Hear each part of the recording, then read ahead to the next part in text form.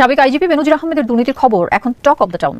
আদালতের নির্দেশে এরই মধ্যে রিসোর্ট সহ প্রায় 700 বিঘা। বাংলাদেশের সাবেক সেনাপ্রধান জেনারেল আজিজের বিরুদ্ধে ভিসা নিষেধাজ্ঞাকে গণতন্ত্র ও আইনের শাসনের প্রতি যুক্তরাষ্ট্রের প্রতিশ্রুতি। সাবেক পুলিশ কর্মকর্তাদের অস্বাভাবিক সম্পদের বিষয়ে তদন্ত চলছে। অভিযুক্তদের ব্যাখ্যা জানার পরই আইন অনুযায়ী ব্যবস্থা।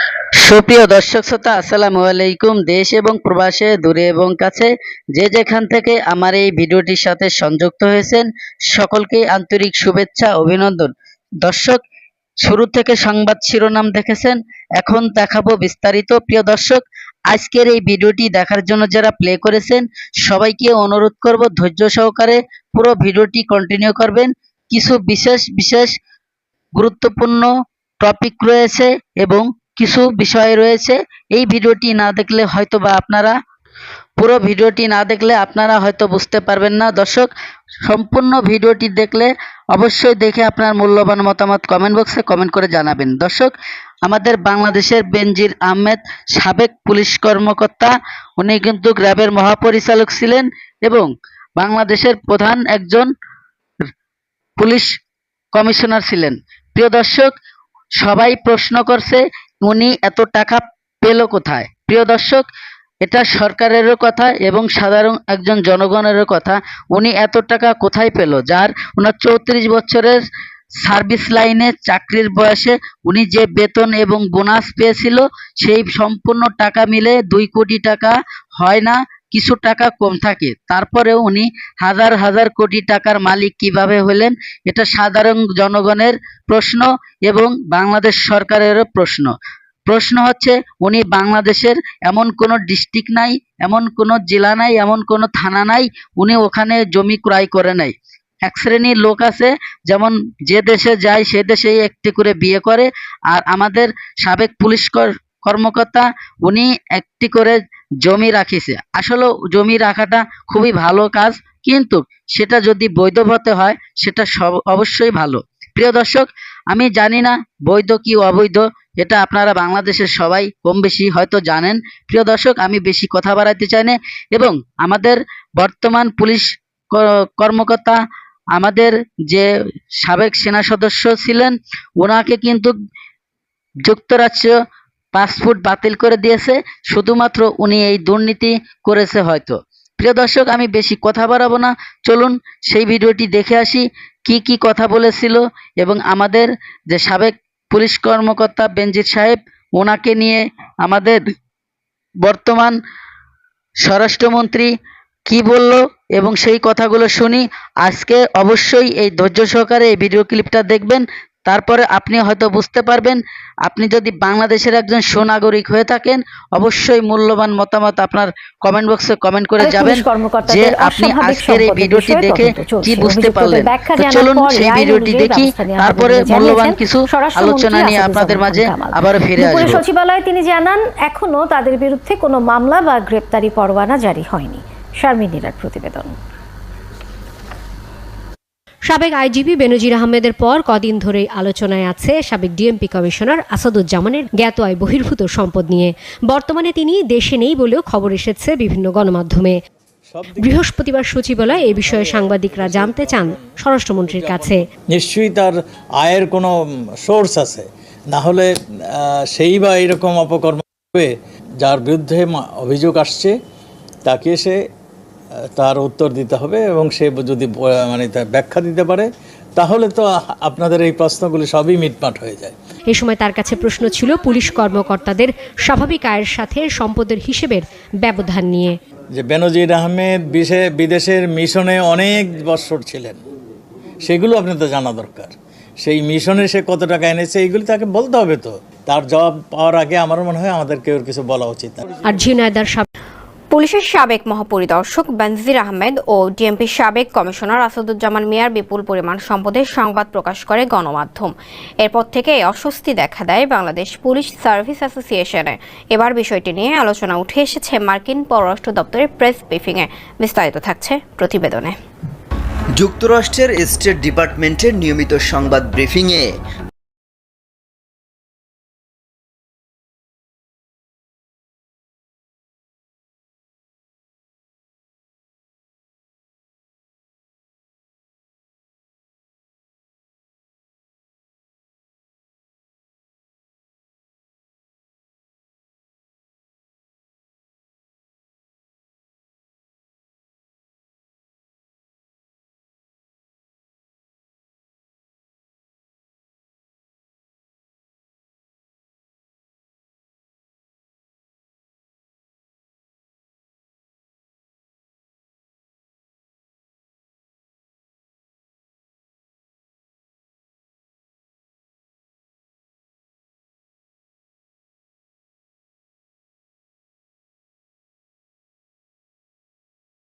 গত বছর আপনারা জানেন যে শ্রীলঙ্কা যখন দেউলিয়া হয় তখন সবাই বলছেন যে বাংলাদেশ আর মাত্র সময়ের ব্যাপার, বাংলাদেশও দেউলিয়া হয়ে যাবে। পাকিস্তান যখন দেউলিয়ার পথে তখন বলছেন আর একটু সময়ের ব্যাপার। ইন্ডিয়া যখন চাপে পড়ছে বলছেন যে আর সময়ের ব্যাপার। কিন্তু কোনো সময়ই আমাদেরকে অর্থনৈতিকভাবে দাবায় রাখা যায় নাই। কারণ হচ্ছে গিয়ে ইন্ডিয়া, পাকিস্তান, শ্রীলঙ্কা তাদের সম্পদ আমাদের চেয়ে কোনো অংশেই কম ছিল না। তবে একটা জায়গায় ঘাটতি ছিল, এদের জননেত্রী শেখ হাসিনা এদের হাতে ছিল না। মাননীয় স্পিকার, আমি এইটার সাথে সাথে বাজেটের উপর কয়েকটা কথা বলতে চাই যে এই সরকারের কয়েকটা প্রেশার নেওয়া লাগবে। এই প্রেশারটা আমি সাজেশন দিতে চাই মাননীয় স্পিকার। মাননীয় স্পিকার, দেখেন এই বাজেটে ঋণ দিয়ে উন্নয়ন ব্যয় মেটানো হবে। 2.5 লক্ষ কোটি টাকার লোন নেওয়া হবে। সুপ্রিয় দর্শক, 1.5 লক্ষ প্রায় নেওয়া হবে হচ্ছে কি ব্যাংক থেকে। আমি মাননীয় প্রধানমন্ত্রী থাকলে বলতাম যে এমপি হওয়ার পর একটা গাড়ি কিনছি 1 কোটি টাকা দিয়ে, 50 লক্ষ টাকা লোন নিছি সাউথ ইস্ট ব্যাংক থেকে। এই লোন আর লোনের যে ইন্টারেস্ট, এটার কারণে রাতে ঘুম আসে না। মাননীয় প্রধানমন্ত্রী যে কিভাবে ঘুমাবেন এটা একমাত্র উনি জানেন। প্রায় 2.5 লক্ষ কোটি টাকার ঋণ ওনার মাথার উপরে থাকবে সব সময়। এখন জন্ম সনদ দিয়ে খোলো বিকাশ স্টুডেন্ট অ্যাকাউন্ট, নিজের বিকাশ নিজে কর। আমি আরেকটা জিনিস বলতে চাই মাননীয় স্পিকার, আমাদের বড় চাপ ফরেন রিজার্ভ। ফরেন রিজার্ভ কমে যাওয়াটা একটা বড় চ্যালেঞ্জ। কারণ হচ্ছে কি, যে বাজেট আপনারা এই সরকার এখানে দিচ্ছেন, আরেকটা বাজেটও আমাদের এই সরকারকে বা এই মাননীয় প্রধানমন্ত্রীকে ব্যর্থ করার জন্য আরেকটা বাজেটও আছে। এই বাজেটের যাতে এই সরকার ব্যর্থ হয় এটার নেতৃত্ব দিচ্ছেন তিনি হচ্ছেন গিয়ে ডক্টর মোহাম্মদ ইউনূস। তিনি চাচ্ছেন এবং তার নেতৃত্বে যিনি সরকার গঠন করতেছেন তার নেতৃত্বে আছে হচ্ছে গিয়ে ডলার। এই ডলার হচ্ছে গিয়ে নেতৃত্বে চাচ্ছে যে আমাদের এই প্রধানমন্ত্রীর এই বাজেট যেন ফেল হোক। আমি আরেকটা জিনিস বলতে চাই, এক্সচেঞ্জ রেট ডেপ্রিসিয়েশন করছেন হচ্ছে গিয়ে রিসেন্টলি আরো 7 টাকা ডলারের সাথে। এক্সচেঞ্জ ডেপ্রিসিয়েশন করার কারণে ব্যালেন্স অফ পেমেন্ট যেটা, এইটা আমাদের মিটানো অনেক বেশি ডিফিকাল্ট হয়ে যাবে। এইটা একটা বড় প্রেশার মাননীয় স্পিকার। মাননীয় স্পিকার, মুদ্রাস্ফীতি আপনি জানেন যে টাকার দাম কমে যাচ্ছে, কমে গিয়ে 9.5% হয়েছে এই গত 20 মাস ধরে।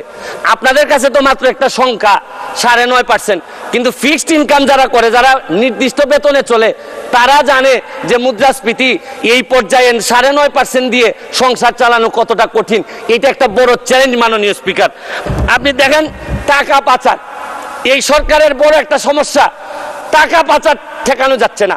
আপনি দুর্নীতি করলে তো অর্থনীতিতে নিয়ে আসা যায়, টাকা পাচার হয়ে গেলে যে দেশে যায় এই দেশের অর্থনীতির বাজেট হয়ে যায়।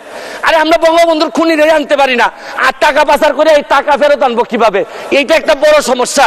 টাকা পাচার করে আমাদের বাজেট সংকুচিত হয়ে যাচ্ছে মাননীয় স্পিকার। মাননীয় স্পিকার, আরেকটা জিনিস, এই সরকারে রাসেল ভাইপার সাপ চলে আসছে মাননীয় স্পিকার। এই সাপ আসার কারণে সরকারে যখন সাপ আসে প্রকৃতিতে বেজি থাকে, এই বেজি করে কি সাপরে নিয়ন্ত্রণ করে। কিন্তু এই সরকারে দেখা যাচ্ছে বিভিন্ন জায়গায় রাসেল ভাইপার আছে কিন্তু বেজি ওই পরিমাণ নাই যে এই সাপরে ধরবে মাননীয় স্পিকার। আপনি দেখেন এই আমাদের প্রতিষ্ঠানগুলা কত দুর্বল হয়ে গেছে। আমাদের প্রতিষ্ঠান, একজন ভদ্রলোককে দুদক ধরতে পারে নাই, একজন ভদ্রলোককে এনবিআর ধরতে পারে নাই, বাংলাদেশ ফাইন্যান্সিয়াল ইন্টেলিজেন্স ইউনিট ধরতে পারে নাই। আর এনবিআর এর মতিউর রহমানকে ধরলে একটা ছাগল ছাড়াই এই লোককে তো আপনি আনতেই পারতেন না। ছাগলের কাণ্ড হওয়ার কারণে বেনজির কাণ্ড, মাননীয় সাবেক আইজিপি উনি এত বড় হয়ে গেলেন, মন্ত্রণালয় জানলো না, মাননীয় স্বরাষ্ট্রমন্ত্রী জানলেন না। এই বাচ্চাটা এত বড় হয়ে গেল, আর কিছুদিন সুযোগ পাইলে পুরা গোপালগঞ্জ কিনে ফেলতেন এই বেনজির সাহেব। তারপরে এইটার দায় এই মন্ত্রণালয় এড়াইতে পারে না মাননীয় স্পিকার। এখন আপনারা কালো টাকা সাদা করবেন, আমার কোনো অসুবিধা নাই। যদি মনে করেন টাকা রয়ে গেছে, কিছু টাকা জমানো বা বিভিন্ন অলস টাকা রয়ে গেছে, এইটারে সাদা করবেন, কোনো অসুবিধা নাই। কিন্তু এই সাদা করার মধ্য দিয়া বেনজির আর মতিউরের টাকাও যদি সাদা হয়ে যায়, আর এদের ভবিষ্যৎ প্রজন্ম উত্তরাধিকার, আদর্শের উত্তরাধিকার যারা, তাদের টাকাও যদি সাদা হয়, তাহলে এই আমি বলতে চাই যে আমি যত বরাদ্দ এই পর্যন্ত পাইছি, আমি হচ্ছে কি এমপি হিসাবে ট্রাস্টি। এই টাকা জনগণের জানার অধিকার আছে। প্রিয় দর্শক, ধৈর্য সহকারে যারা আমার এই ভিডিও ক্লিপটা দেখেছেন, আর হয়তোবা আপনাদের ভালো লেগেছে। আর যদি ভালো লেগে থাকে অবশ্যই আপনার মূল্যবান মতামত কমেন্ট বক্সে কমেন্ট করে জানাবেন, এবং ভিডিওটি যদি ভালো লাগে, চ্যানেলটিকে যদি সাবস্ক্রাইব করতে মন চায় অবশ্যই সাবস্ক্রাইব করে রাখবেন পরবর্তী ভিডিও পাওয়ার জন্য। দর্শক, আজকের মতো ভিডিও থেকে বিদায় নেব। সবাই ভালো থাকবেন, সুস্থ থাকবেন। আল্লাহ হাফেজ।